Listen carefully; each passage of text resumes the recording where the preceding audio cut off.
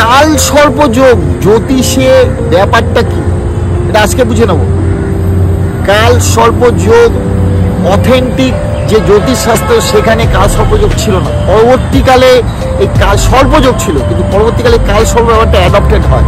কিন্তু হলে কি হবে, এর প্রভাব রয়েছে আমাদের জীবনে, মানব জীবনে অত্যন্ত বেশি। তার সঙ্গে ভঙ্গকাল সর্প আছে, কিন্তু আজকে পূর্ণকাল সর্পযোগ বলবো আর ভঙ্গকাল সর্প বলবো।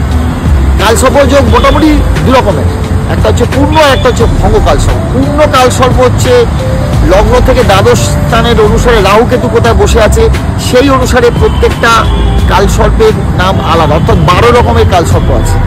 আর 12-12 সঙ্গে 12 গুণ করলে 12টা যেহেতু রাশি, তাই 12-12 144 রকমের পূর্ণ কাল সর্প হয়।